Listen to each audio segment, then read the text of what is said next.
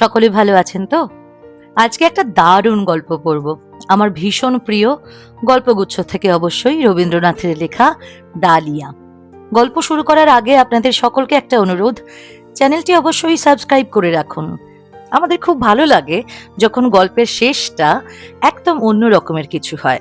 Dahlia তেমনি একটি গল্প, শুরু থেকে যা ভাবি শেষটা হয় এক্কেবারে অন্য রকমের। তাহলে আসুন কথা না বাড়িয়ে শুনে নিই আজকের গল্প ডালিয়া। পরাজিত শাহ সোজা অরঙ্গজেবের ভয়ে পলায়ন করিয়া আরাকান রাজের আতিথ্য গ্রহণ করেন। সঙ্গে ৩ সুন্দরী কন্যা ছিল। আরাকান রাজের ইচ্ছা হয় রাজপুত্রদের সহিত তাহাদের বিবাহ দেন। সেই প্রস্তাবে শাহ সোজা নিতান্ত অসন্তোষ প্রকাশ করাতে একদিন রাজার আদেশে তাহাকে ছলক্রমে নৌকাযোগে নদী মধ্যে লইয়া ডুবাইয়া দিবার চেষ্টা করা হয়। সেই বিপদের সময় কনিষ্ঠা বালিকা আমিনাকে পিতা স্বয়ং নদী মধ্যে নিক্ষেপ করেন। জ্যেষ্ঠা কন্যা আত্মহত্যা করিয়া মরে এবং সোজার এক বিশ্বাসী কর্মচারী রেহমত আলী জলিখাকে লইয়া সাঁতার দিয়া পালায় এবং সোজা যুদ্ধ করিতে করিতে মরেন। আমিনা খরস্রোতে প্রবাহিত হইয়া দৈবক্রমে অনতি বিলম্বে এক ধীবরের জালে উদ্ধৃত হয় এবং তাহারই গৃহে পালিত হইয়া বড় হইয়া উঠে। ইতিমধ্যে বৃদ্ধ রাজার মৃত্যু হইয়াছে এবং যুবরাজ রাজ্যে অভিষিক্ত হইয়াছে। একদিন সকালে বৃদ্ধ ধীবর আসিয়া আমিনাকে ভৎসনা করিয়া কহিল, তিন্নি। ধীবর আরাকান ভাষায় আমিনার নূতন নামকরণ করিয়াছিল। তিন্নি, আজ সকালে তোর হইল কি? কাজকর্মে যে একেবারে হাত লাগাস নাই। আমার নূতন জালে আঠা দেওয়া হয় নাই। আমার নৌকো। আমিনা ধীবরের কাছে আসিয়া আদর করিয়া কহিল, বুড়া, আজ আমার দিদি আসিয়াছেন, তাই আজ আমার ছুটি। তোর আবার দিদি কে রে তিন্নি? জলিখা কোথা হইতে বাহির হইয়া আসিয়া কহিল, আমি। বৃদ্ধ অবাক হইয়া গেল। তারপর জলিখার অনেক কাছে আসিয়া ভালো করিয়া তাহার মুখ নিরীক্ষণ করিয়া দেখিল। খপ করিয়া জিজ্ঞাসা করিল, তুই কাজ কাম কিছু জানিস? আমিনা কহিল, বুড়া, দিদির হইয়া আমি কাজ করিয়া দিব, দিদি কাজ করিতে পারিবে না। বৃদ্ধ কিয়ৎক্ষণ ভাবিয়া জিজ্ঞাসা করিল, তুই থাকিবি কোথায়? জলিখা বলিল, আমিনার কাছে। বৃদ্ধ ভাবিল, এও তো বিষম বিপদ। জিজ্ঞাসা করিল, খাইবি কি? জলিখা বলিল, তাহার উপায় আছে। বলিয়া অবজ্ঞা ভরে ধীবরের সম্মুখে একটা স্বর্ণ মুদ্রা ফেলিয়া দিল। আমিনা সেটা কুড়াইয়া ধীবরের হাতে তুলিয়া দিয়া চুপি চুপি কহিল, বুড়া, আর কোনো কথা কহিস না, তুই কাজে যা, বেলা হইয়াছে। জলিখা ছদ্মবেশে নানা স্থানে ভ্রমণ করিয়া অবশেষে আমিনার সন্ধান পাইয়া কি করিয়া ধীবরের কুটিরে আসিয়া উপস্থিত হইয়াছে সে সমস্ত কথা বলিতে গেলে দ্বিতীয় আরেকটি কাহিনী হইয়া পড়ে। তাহার রক্ষাকর্তা রেহমত শেখ ছদ্মনামে আরাকান রাজসভায় কাজ করিতেছে।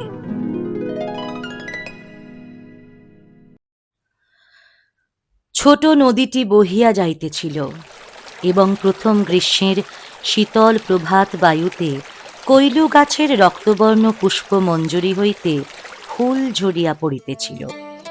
গাছের তলায় বসিয়া জলিখা আমিনাকে কহিল, ঈশ্বর যে আমাদের 2 ভগ্নীকে মৃত্যুর হাত হইতে রক্ষা করিয়াছেন, সে কেবল পিতার প্রতিশোধ লইবার জন্য, তার হত্যার প্রতিশোধ লইবার জন্য, নহিলে আর তো কোনো কারণ খুঁজে পাই না।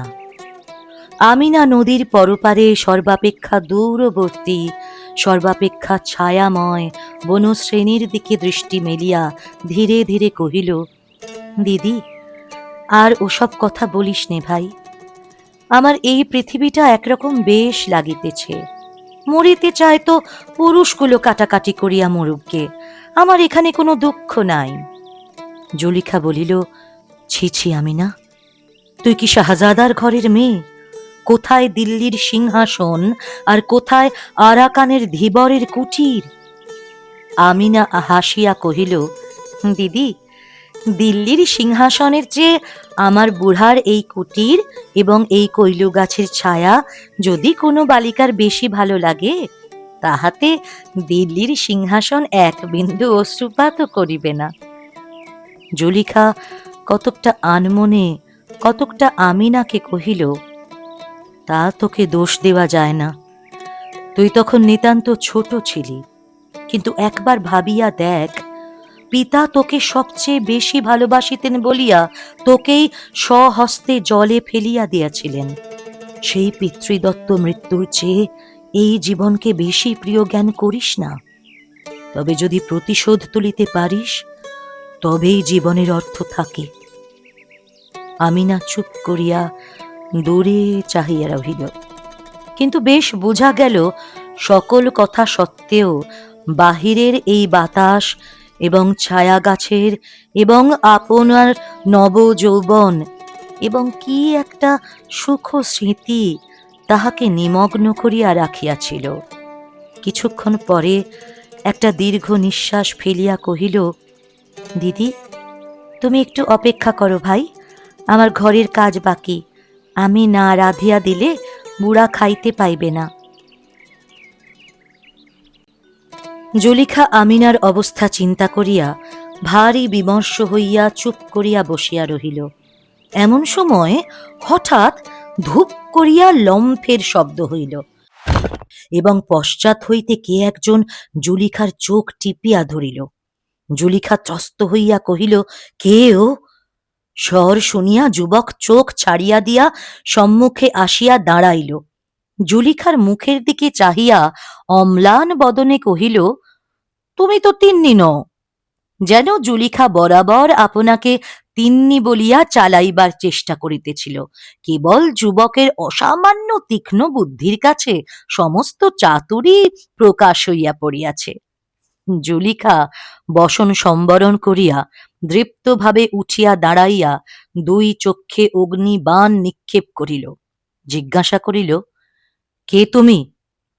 যুবক কহিল, তুমি আমাকে চেনো না, তিন্নি জানে, তিন্নি কোথায়? তিন্নি গোলযোগ শুনিয়া বাহির হইয়া আসিল। জুলিখার রোষ এবং যুবকের হতবুদ্ধি বিস্মিত মুখে দেখিয়া আমিনা উচ্চ স্বরে হাসিয়া উঠিল। কহিল, দিদি, ওর কথা তুমি কিছু মনে করিও না, ও কি মানুষ? ও একটা বনের মৃগ। যদি কিছু বেয়াদপি করিয়া থাকে, আমি উহাকে শাসন করিয়া দিব। ডালিয়া, তুমি কি করিয়াছিলে? যুবক তৎক্ষণাৎ কহিল, চোখ টিপিয়া ধরিয়াছিলাম, আমি মনে করিয়াছিলাম তিন্নি, কিন্তু ও তো তিন্নি নয়। তিন্নি সহসা দুঃসহ ক্রোধ প্রকাশ করিয়া উঠিয়া কহিল, ফের ফের ছোট মুখে বড় কথা, কবে তুমি তিন্নির চোখ টিপিয়াছ? তোমার তো সাহস কম নয়। যুবক কহিল, চোখ টিপিতে তো বেশি সাহসের দরকার করে না, বিশেষত পূর্বের অভ্যাস থাকিলে। কিন্তু সত্য বলিতেছি তিন্নি, আজ একটু ভয় পাইয়া গিয়াছিলাম। বলিয়া গোপনে জুলিখার প্রতি অঙ্গুলি নির্দেশ করিয়া আমিনার মুখের দিকে চাহিয়া নিঃশব্দে হাসিতে লাগিল। আমিনা কহিল, না, তুমি অতি বর্বর, শাহজাদির সম্মুখে দাঁড়াইবার যোগ্য নও। তোমাকে সহবত শিক্ষা দেওয়া আবশ্যক। দেখো, এমনি করিয়া সালাম করো। বলিয়া আমিনা তাহার যৌবন মঞ্জরিত তনুলতা অতি মধুর ভঙ্গিতে নত করিয়া জুলিখাকে সালাম করিল। যুবক বহু কষ্টে তাহার নিতান্ত অসম্পূর্ণ অনুকরণ করিল। বলিল, এমনি করিয়া 3 পা পিছু হটিয়া আইসো। যুবক পিছু হটিয়া আসিল। আবার সালাম করো। আবার সালাম করিল। এমনি করিয়া পিছু হটাইয়া সালাম করাইয়া আমিনা যুবককে কুটিরের দ্বারের কাছে লইয়া গেল, কহিল, ঘরে প্রবেশ করো। যুবক ঘরে প্রবেশ করিল। আমিনা বাহির হইতে ঘরের দ্বার রুদ্ধ করিয়া দিয়া কহিল, একটু ঘরের কাজ করো, আগুনটা জ্বালাইয়া রাখো, বলিয়া দিদির পাশে আসিয়া বসিল। কহিল, দিদি, রাগ করিস নে ভাই, এখানকার মানুষগুলো এই রকম, হাড় জ্বালাতন হইয়া গেছে আমার। কিন্তু আমিনার মুখে কিংবা ব্যবহারে তাহার লক্ষণ কিছুই প্রকাশ পায় না, বরং অনেক বিষয়ে এখানকার মানুষের প্রতি তাহার কিছু অন্যায় পক্ষপাত দেখা যায়। জুলিখা যথাসাধ্য রাগ প্রকাশ করিয়া কহিল, বাস্তবিক আমিনা, তোর ব্যবহারে আমি আশ্চর্য হইয়া গেছি। একজন বাহিরের যুবক আসিয়া তোকে স্পর্শ করিতে পারে, এত বড় তাহার সাহস। আমিনা দিদির সহিত যোগ দিয়া কহিল, দেখ দেখি বোন, যদি কোনো বাদশাহ কিংবা নবাবের ছেলে এমন করিত, তবে তাহাকে অপমান করিয়া দূর করিয়া দিতাম। জুলিখার ভিতরের হাসি আর বাধা মানিল না, হাসিয়া উঠিয়া কহিল, সত্য করিয়া বল দেখি আমিনা, তুই যে বলিতেছিলি পৃথিবীটা তোর বড় ভালো লাগিতেছে, সে কি ওই বর্বর যুবকটার জন্য? আমিনা কহিল, তা সত্য কথা বলি দিদি, ও আমার অনেক উপকার করে, ফুলটা ফলটা পাড়িয়া দেয়, শিকার করিয়া আনে, একটু কিছু কাজ করিতে ডাকিলে ছুটিয়া আসে। অনেকবার মনে করি উহাকে শাসন করিব, কিন্তু সে চেষ্টা বৃথা। যদি খুব চোখে রাঙাইয়া বলি, ডালিয়া, তোমার প্রতি আমি ভারী অসন্তুষ্ট হইয়াছি, ডালিয়া মুখের দিকে চাহিয়া পরম কৌতুকে নিঃশব্দে হাসিতে থাকে। এদের দেশে পরিহাস বোধ করি এই রকম, দুঘা মারিলে ভারী খুশি হইয়া ওঠে, তাহাও পরীক্ষা করিয়া দেখিয়াছি। এই দেখ না, ঘরে পড়িয়াছি, বড় আনন্দে আছে, দ্বার খুলিলেই দেখিতে পাইবে মুখ চক্ষু লাল করিয়া মনের সুখে আগুনে ফুঁ দিতেছে। ইহাকে লইয়া কি করি বলতো বোন, আমি তো আর পারিয়া উঠি না। জুলিখা কহিল, আমি চেষ্টা করে দেখিতে পারি। আমিনা হাসিয়া মিনতি করিয়া বলিল, না, তোর দুটি পায়ে পড়ি বোন, ওকে আর তুই কিছু বলিস না। এমন করিয়া বলিল যেন ওই যুবকটি আমিনার একটি বড় সাধের পোষা হরিণ, এখনো তাহার বন্য স্বভাব দূর হয় নাই, পাছে অন্য কোনো মানুষ দেখিলে ভয় পাইয়া নিরুদ্দেশ হয়, এমন আশঙ্কা আছে। এমন সময় ধীবর আসিয়া কহিল, আজ ডালিয়া আসে নাই তিন্নি? আসিয়াছে। কোথায় গেল? সে বড় উপদ্রব করিতেছিল, তাই তাহাকে ওই ঘরে পুরিয়া রাখিয়াছি। বৃদ্ধ কিছু চিন্তান্বিত হইয়া কহিল, যদি বিরক্ত করে সহিয়া থাকিস, অল্প বয়সে অমন সকলেই দুরন্ত হইয়া থাকে, বেশি শাসন করিস না। ডালিয়া কাল এক থলু দিয়া আমার কাছে 3টি মাছ লইয়াছিল।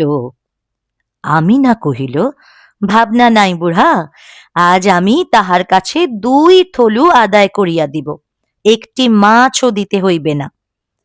বৃদ্ধ তাহার পালিত কন্যার এত অল্প বয়সে এমন চাতুরী এবং বিষয়বুদ্ধি দেখিয়া পরম প্রীত হইয়া তাহার মাথায় সস্নেহ হাত বুলাইয়া চলিয়া গেল। আশ্চর্য এই, ডালিয়ার আসা যাওয়া সম্বন্ধে জুলিখার ক্রমে আর আপত্তি রহিল না। ভাবিয়া দেখিলে ইহাতে আশ্চর্য নাই, কারণ নদীর যেমন একদিকে স্রোত এবং আর একদিকে কূল, রমণীর সেইরূপ হৃদয়াবেগ এবং লোকলজ্জা। কিন্তু সভ্য সমাজের বাহিরে আরাকানের প্রান্তে এখানে লোক কোথায়? এখানে কেবল ঋতু পর্যায়ে তরু মঞ্জরিত হইতেছে এবং সম্মুখের নীলা নদীর বর্ষায় স্ফীত, শরতে স্বচ্ছ এবং গ্রীষ্মে ক্ষীণ হইতেছে। পাখির উচ্ছ্বসিত কণ্ঠস্বরে সমালোচনার লেশমাত্র নাই। এবং দক্ষিণা বায়ু মাঝে মাঝে পরপারের গ্রাম হইতে মানবচক্রের গুঞ্জন ধ্বনি বহিয়া আনে, কিন্তু কানাকানি বহিয়া আনে না। পতিত অট্টালিকার উপরে ক্রমে ক্রমে যেমন অরণ্য জন্মে, এখানে কিছুদিন থাকিলে সেইরূপ প্রকৃতির গোপন আক্রমণে লৌকিকতার মানব নির্মিত দৃঢ় ভিত্তি ক্রমে অলক্ষিতভাবে ভাঙিয়া যায় এবং চতুর্দিকে প্রাকৃতিক জগতের সহিত সমস্ত একাকার হইয়া আসে। দুটি সমযোগ্য নরনারীর মিলন দৃশ্য দেখিতে রমণীর যেমন সুন্দর লাগে, এমন আর কিছু নয়। এত রহস্য, এত সুখ, এত অতল স্পর্শ কৌতূহলের বিষয় তাহার পক্ষে আর কিছুই হইতে পারে না। অতএব এই বর্বর কুটিরের মধ্যে নির্জন দারিদ্র্যের ছায়ায় যখন জুলিখার কুল ও গর্ব এবং লোকমর্যাদার ভাব আপনি শিথিল হইয়া আসিল, তখন পুষ্পিত কৈলু তরুচ্ছায়ে আমিনা এবং দালিয়ার মিলনের এই এক মনোহর খেলা দেখিতে তাহার বড় আনন্দ হইত। বোধ করি তাহারও তরুণ হৃদয়ের একটা অপরিতৃপ্ত আকাঙ্ক্ষা জাগিয়া উঠিত এবং তাহাকে সুখে দুঃখে চঞ্চল করিয়া তুলিত। অবশেষে এমন হইল, কোনোদিন যুবকের আসিতে বিলম্ব হইলে আমিনা যেমন উৎকণ্ঠিত হইয়া থাকিত, জুলিখাও তেমনি আগ্রহের সহিত প্রতীক্ষা করিত, এবং উভয়ে একত্র হইলে চিত্রকর নিজের সদ্য সমাপ্ত ছবি ঈষৎ দূর হইতে যেমন করিয়া দেখে, তেমনি করিয়া সস্নেহে সহাস্যে নিরীক্ষণ করিয়া দেখিত। কোনো কোনো দিন মৌখিক ঝগড়াও করিত, ছল করিয়া ভৎসনা করিত, আমিনাকে গৃহে রুদ্ধ করিয়া যুবকের মিলনাবেগ প্রতিহত করিত।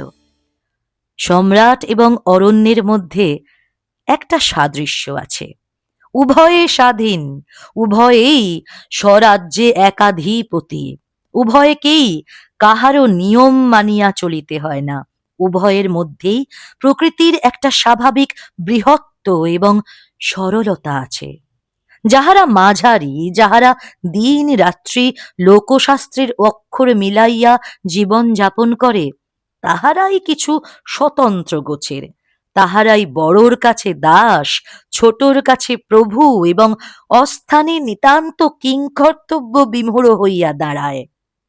বর্বর দালিয়া প্রকৃতি সম্রাজ্ঞীর উশৃঙ্খল ছেলে, শাহজাদির কাছে কোনো সংকোচ ছিল না এবং শাহজাদিরাও তাহাকে সমকক্ষ বলিয়া চিনিতে পারিত।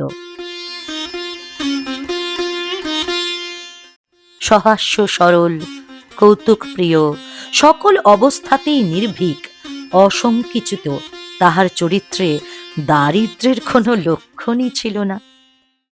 কিন্তু এই সকল খেলার মধ্যে এক একবার জুলিখার হৃদয়টা হায় হায় করিয়া উঠিত, ভাবিত সম্রাট পুত্রীর জীবনের এই কি পরিণাম।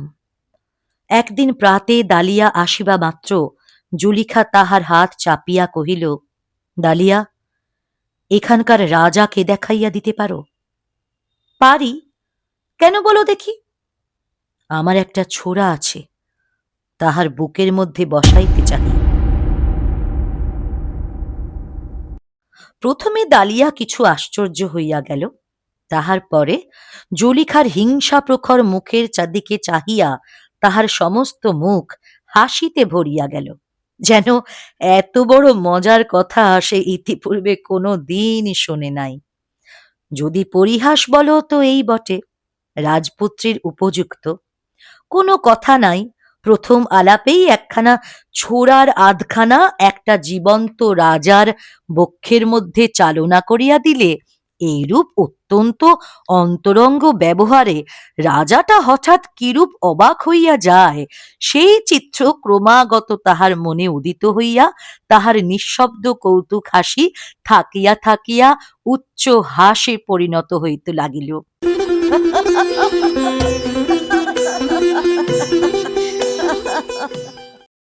তাহার পরদিনই রেহমত শেখ জুলিখাকে গোপনে পত্র লিখিল যে আরাকানের নূতন রাজা ধীবরের কুটিরে 2 ভগ্নীর সন্ধান পাইয়াছেন এবং গোপনে আমিনাকে দেখিয়া অত্যন্ত মুগ্ধ হইয়াছেন। তাহাকে বিবাহার্থে অবিলম্বে প্রাসাদে আনিবার আয়োজন করিতেছেন। প্রতিহিংসার এমন সুন্দর অবসর আর পাওয়া যাইবে না। তখন জুলিখা দৃঢ়ভাবে আমিনার হাত ধরিয়া কহিল, ঈশ্বরের ইচ্ছা স্পষ্টই দেখা যাইতেছে আমিনা, এইবার তোর জীবনের কর্তব্য পালন করিবার সময় আসিয়াছে। এখন আর খেলা ভালো দেখায় না। ডালিয়া উপস্থিত ছিল। আমিনা তাহার মুখের দিকে চাহিল, দেখিল সে সকৌতুকে হাসিতেছে। আমিনা তাহার হাসি দেখিয়া মর্মাহত হইয়া কহিল, জানো ডালিয়া, আমি রাজবধূ হইতে যাইতেছি। ডালিয়া হাসিয়া বলিল, সে তো বেশিক্ষণের জন্য নয়। আমিনা পীড়িত বিস্মিত চিত্তে মনে মনে ভাবিল, বাস্তবে কি এ বনের মৃগ, এর সঙ্গে মানুষের মতো ব্যবহার করা আমারই পাগলামি। আমিনা ডালিয়াকে আর একটু সচেতন করিয়া তুলিবার জন্য কহিল, রাজাকে মারিয়া আর কি আমি ফিরিব? ডালিয়া কথাটা সঙ্গত জ্ঞান করিয়া কহিল, ফেরা কঠিন বটে। আমিনার সমস্ত অন্তরাত্মা একেবারে ম্লান হইয়া গেল। জুলিখার দিকে ফিরিয়া নিঃশ্বাস ফেলিয়া কহিল, দিদি, আমি প্রস্তুত আছি। এবং ডালিয়ার দিকে ফিরিয়া বিদ্ধ অন্তরে পরিহাসের ভান করিয়া কহিল,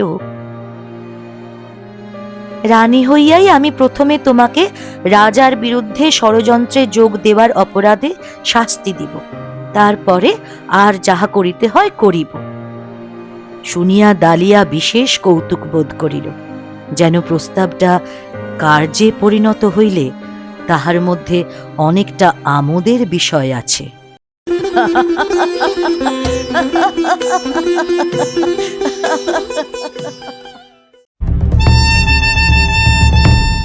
অশ্বারোহী, পদাতিক, নিশান, হস্তি, বাদ্য এবং আলোকে ধীবরের ঘর দুয়ার ভাঙিয়া পড়িবার জো হইল। রাজপ্রাসাদ হইতে স্বর্ণমণ্ডিত 2 শিবিকা আসিয়াছে।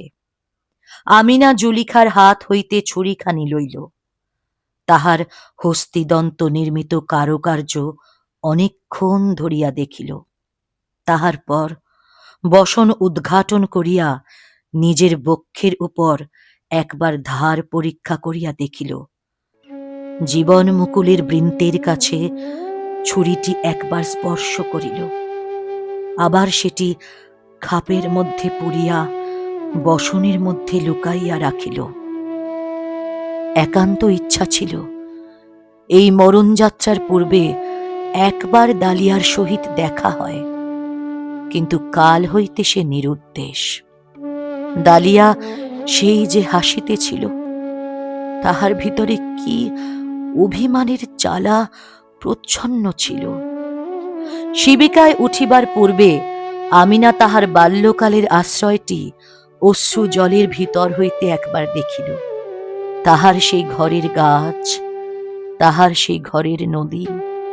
ধীবরের হাত ধরিয়া বাষ্পরুদ্ধ কম্পিত স্বরে কহিল, বুড়া, তবে চলিলাম। তিন্নি গেলে তোর ঘর কন্যা কে দেখিবে? বুড়া একেবারে বালকের মতো কাঁদিয়া উঠিল। আমিনা কহিল, বুড়া, যদি ডালিয়া আর এখানে আসে, তাহাকে এই আংটিটি দিও, বলিও তিনি যাইবার সময় দিয়া গেছে। এই বলিয়াই দ্রুত শিবিকায় উঠিয়া পড়িল। মহা সমারোহে শিবিকা চলিয়া গেল। আমিনার কুটির নদী তীর, কৈলু তরুতল, অন্ধকার নিস্তব্ধ, জনশূন্য হইয়া গেল। যথাকালে শিবিকাদ্বয় তোরণ দ্বার অতিক্রম করিয়া অন্তঃপুরে প্রবেশ করিল। দুই ভগ্নী শিবিকা ত্যাগ করিয়া বাহিরে আসিল। আমিনার মুখে হাসি নাই, চোখে অশ্রুচিহ্ন নাই। জুলিখার মুখ বিবর্ণ। কর্তব্য পালন যখন দূরে ছিল, ততক্ষণ তাহার উৎসাহের তীব্রতা ছিল। এখন সে কম্পিত হৃদয়ে ব্যাকুল স্নেহে আমিনাকে আলিঙ্গন করিয়া ধরিল। মনে মনে কহিল, নবপ্রেমের বৃন্ত হইতে ছিন্ন করিয়া এই ফুটন্ত ফুলটিকে কোন রক্তস্রোতে ভাসাইতে যাইতেছি। কিন্তু তখন আর ভাবিবার সময় নাই। পরিচারিকাদের দ্বারা নীত হইয়া শত সহস্র প্রদীপের অনিমেষ তীব্র দৃষ্টির মধ্য দিয়া দুই ভগিনী স্বপ্নাহতের মতো চলিতে লাগিল। অবশেষে বাসর ঘরের দ্বারের কাছে মুহূর্তের জন্য থামিয়া আমিনা জুলিখাকে কহিল, দিদি। জুলিখা আমিনাকে গাঢ় আলিঙ্গনে বাঁধিয়া চুম্বন করিল। উভয়ে ধীরে ধীরে ঘরে প্রবেশ করিল। রাজবেশ পরিয়া ঘরের মাঝখানে মছলন্দ শয্যার উপর রাজা বসিয়া আছেন। আমিনা সসংকোচে দ্বারের অনতি দূরে দাঁড়াইয়া রহিল। জুলিখা অগ্রসর হইয়া রাজার নিকটবর্তী হইয়া দেখিল, রাজা নিঃশব্দে সকৌতুকে হাসিতেছেন। জুলিখা বলিয়া উঠিল, ডালিয়া!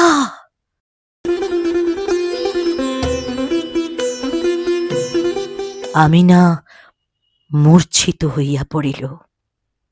ডালিয়া উঠিয়া তাহাকে আহত পাখিটির মতো কোলে করিয়া তুলিয়া শয্যায় লইয়া গেল। আমিনা সচেতন হইয়া বুকের মধ্য হইতে ছুরিটি বাহির করিয়া দিদির মুখের দিকে চাহিল। দিদি ডালিয়ার মুখের দিকে চাহিল। ডালিয়া চুপ করিয়া হাস্য মুখে উভয়ের প্রতি চাহিয়া রহিল। ছুরিও তাহার খাপের মধ্য হইতে একটুখানি মুখ বাহির করিয়া এই রঙ্গ দেখিয়া ঝিকমিক করিয়া হাসিতে লাগিল। শেষ হলো আজকের গল্প ডালিয়া।